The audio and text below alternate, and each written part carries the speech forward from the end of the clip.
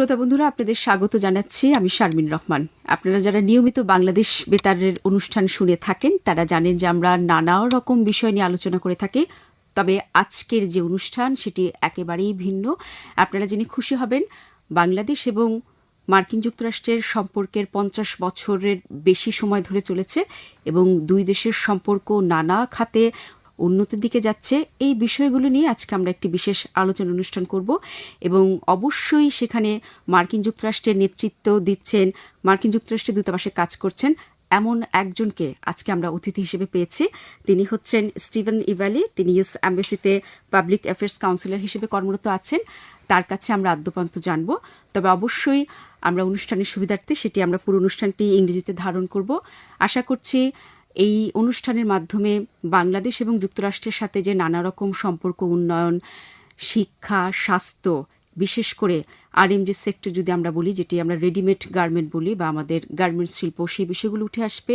এবং এই অনুষ্ঠানের মাধ্যমে যারা আপনারা শিক্ষা সংক্রান্ত নানা বিষয় নিয়ে জানতে চান, বুঝতে চান, তারা হয়তো এই অনুষ্ঠান দেখে অবশ্যই উপকৃত হবেন।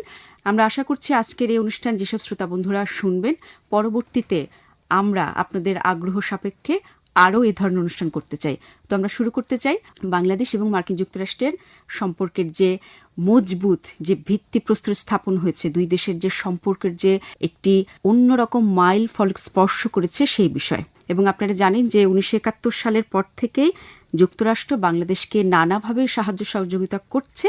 সেই বিষয়গুলো আজকে এই অনুষ্ঠানে আমরা তুলে নিয়ে আসব। Hello, dear listeners and friends. I'm Sharmin Rahman, your host. Welcome to this special segment on Bangladesh Betar, where we'll be discussing the diplomatic relations between United States and Bangladesh. Over the past 5 decades, these two nations have fostered a strong partnership built on shared values of democracy, development, and mutual respect. Joining us today is a very special guest, Stephen Ivali. Hello, Keman Achan, He's the Public Affairs Counselor at the U.S. Embassy in Dhaka. Stephen, it's so wonderful to have you with us. Let's begin by reflecting on U.S.-Bangladesh diplomatic relations. What would you say have been some of the most significant achievements in this partnership? Well, thanks so much for the question. It's a really important one. And I would say that the relationship, between the United States and Bangladesh it's not just last year. It's not just the year before. It's not even the decade before. It's been happening for 50 years. Since that time, we've invested $8 billion. $8 billion? $8 billion with a B, with a big B. We want more. Of course, and we could talk about that in the program. We've just signed another $200 million for the next year from the U.S. Embassy on many things. But this investment has gone to many things, like health, like agriculture, like education. It is really one of the signature kind of achievements. One of the little known facts as well is United States Embassy was instrumental in bringing electricity to Bangladesh, especially in rural areas. So there was a project for many, many years to bring electricity. And now most parts of Bangladesh do have electricity, which has really aided in the development, the economic development of Bangladesh. I think 93% of area already have electricity. Yeah, and a lot of that is due to the investments that the U.S. Embassy made in decades past.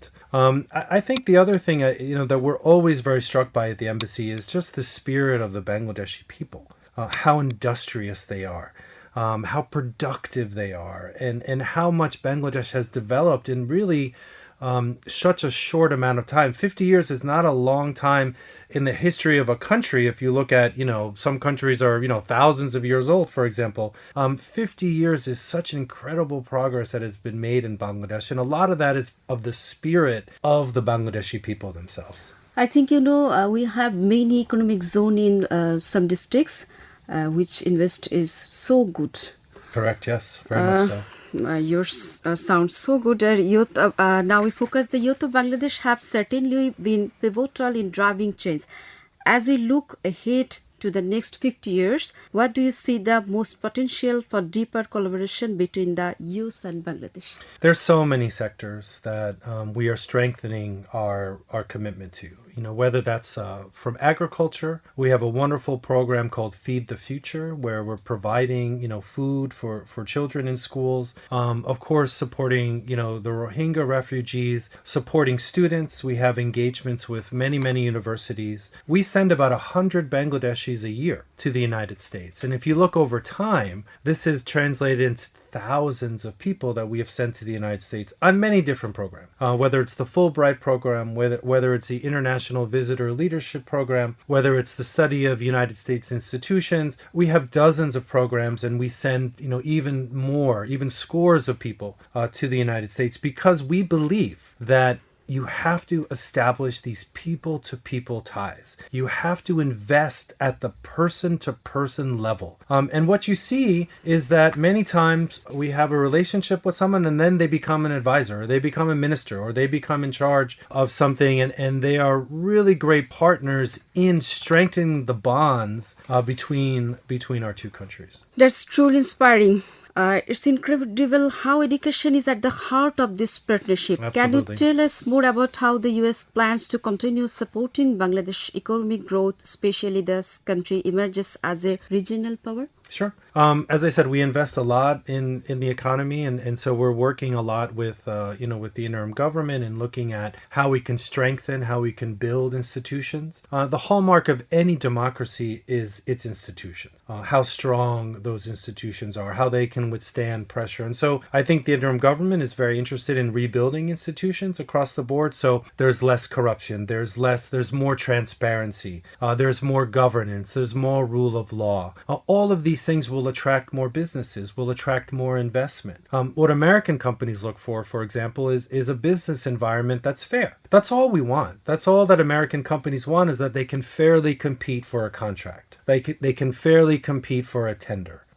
For example. On the education side, we've seen a real explosion of Bangladeshis studying in the United States. Over the last 10 years, the number of Bangladeshis that have chosen to study in the United States to get a world-class American education rose 300%. So 300% increase in 10 years. Now, that's not a mistake. It's because, first of all, American institutions love Bangladeshi students because they're great. They contribute a lot to university life. Many of them come back with this amazing American education and really make a difference in their societies and really contribute to the growth, to the economic growth, to the social growth of Bangladesh. And we're investing more and more and more in that relationship. That sounds very promising for the future, Now, democracy and human rights are key pillars of U.S. foreign policy. How does the U.S. work with Bangladesh to advance these values? Now, we work in a variety of ways. And, as I think, as you know, America is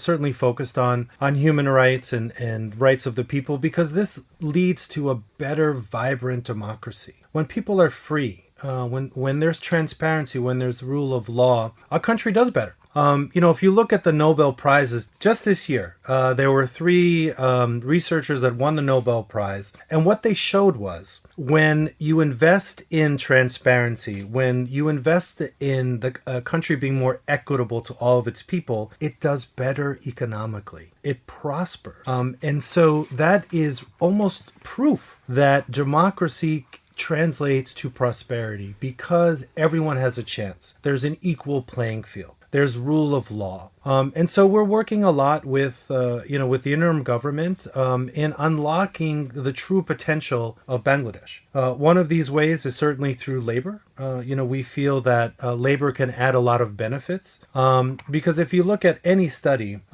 unions get more money for people. Unions help advocate for people. There's better workplace safety when you have unions. There's better wages. There's better pay when you can have somebody advocate for you as a group. And certainly we're working with the interim government on improving labor rights, which could unlock other potential benefits for Bangladesh. And so I think that's very, very important. And it's very important also to support a free media, to support the rule of law, as we've mentioned. All of these are the factors that will make a country more prosperous. Very impressive. Now I want to focus on education again. The strong people-to-people ties between the US and Bangladesh are one of the cornerstones of our relationship. Would you share your thoughts on the impact of educational exchange programs like Education US and how these programs contribute to the stronger bilateral relations? Sure. So as I said, a world-class education, world-class American education is truly life-changing. We see people come back different people because when you go to an American university, it's not just about being in an American university, but it's being in a community. There are so many activities available to students, whether that's academic activities, clubs, there's sports, and so people come back very well-rounded, not only in their knowledge but also as people. And so we help through that with Education USA. Education USA is a program where we advise students. We tell them how you can apply to an American university, how you can fill out that college application, how you can write that essay. And we have advisors at our embassy at the American Center, which is in Baridara. We have advisors at our EMK Center, which is on Gulshan Avenue. We also have advisors in Sylhet, in Chittagong, Rajshahi, where we have American spaces. You can find all of this on our website.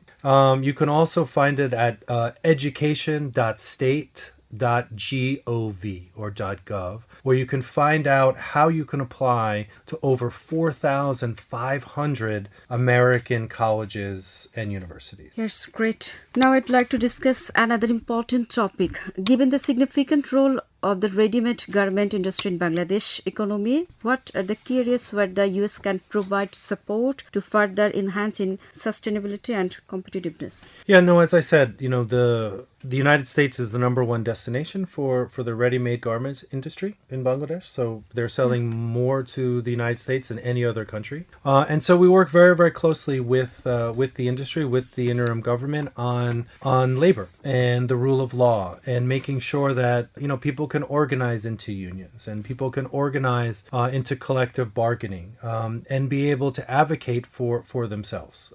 If you look at any study anywhere, this really shows that when people can organize, when there are unions, they benefit the workers. They also benefit the country because they're more productive and there will be more opportunity for them to earn more money. And if they earn more money, they'll also spend more money. And so it helps improve the economy. The other aspect is really working on the business environment and especially in information technology. If you look at some of the statistics, certainly the RMG industry, makes a huge amount of money for Bangladesh, remittances, but also IT outsourcing. There are so many talented young people in Bangladesh who basically sell IT services to the United States and to tech companies. We want to encourage that because that is another way for Bangladeshis to be able to earn a hard More currency. dollar from US. Absolutely. And there are so many smart folks here in Bangladesh. I mean, look at, some of the Bangladeshi companies that use technology like Bcash, for example, that have really used technology to harness some of these, technological innovations. Even on the smaller scale, there are many kind of entrepreneurs who are selling IT services to the United States. And so we really want to encourage that investment in IT, in information technology, in information infrastructure. I mean, that is the future of any country. Digitization and having services like online, for example, whether that's applying for a driver's license, whether that's applying for, any kind of government service. It really helps the economy. It also helps with transparency and it helps with the rule of law as well. Do you think our freelancers' future is good? I do. As I said, I think with the right environment, of course, it takes, smart policies, right? It takes, very good policies from the government. It takes very good encouragement. It also takes, education, an educational system that will teach people those skills. And skills is a very important aspect in today's society. There are many young people that need those skills and need access to those skills. The U.S. Embassy certainly helps with that by investing and having skills-based types of courses. We we've just entered into a grant actually with UNICEF, where we're going to have pitch competitions throughout Bangladesh in all 8 divisions, where there'll be teams submitting their proposals for improving environmental entrepreneurship, whether that's maybe tackling the problem of salinity in soils in Borishal, or looking at labor practices in Sylhet, for example, or any kind of environmental flooding, droughts. And not only are we going to have a pitch competition, but we're also going to fund the best ideas, because some As like startup. exactly as a startup, they're going to have like an incubation, as we say, and then we're going to fund them as startups, because sometimes the very great ideas come from startups, and they can grow into very, very big companies and very, very big ideas. We see that again and again in the United States. And you talked about shared values at the beginning of the program. One of the shared values between the United States and Bangladesh is this entrepreneurial spirit. I have never seen more stores and shops in my life in Dhaka. Whether you go downtown and there's a biryani, there's Hanif, and then there's Many boutique shops. there's so many boutique shops, right? Our beauty parlor. And all of these are small businesses. These are all people who are starting a business. And so that's really, really wonderful. That's a great shared value. And so we really want to work on that and really encourage that, because even if you look at the United States, yes, you know about all these big companies of the US, but really the strength of the US economy are small to medium size businesses. They are the backbone of the Key United pillars States. of the economy. They are the key pillars. Thank you. You said it much better than I could, Charmaine. So the key pillars of the economy. Thanks, Stephen. We believe that US will always be by our side. Of Isn't it? course, yes. Thank you so much, Stephen, for joining us today. And Donabat. It has been pleasure having you on the show. It was our pleasure to be here, Charmaine. Thank you so much. And with that, dear listeners and friends, we conclude your special program on the 50 years of diplomatic relations between United States and Bangladesh.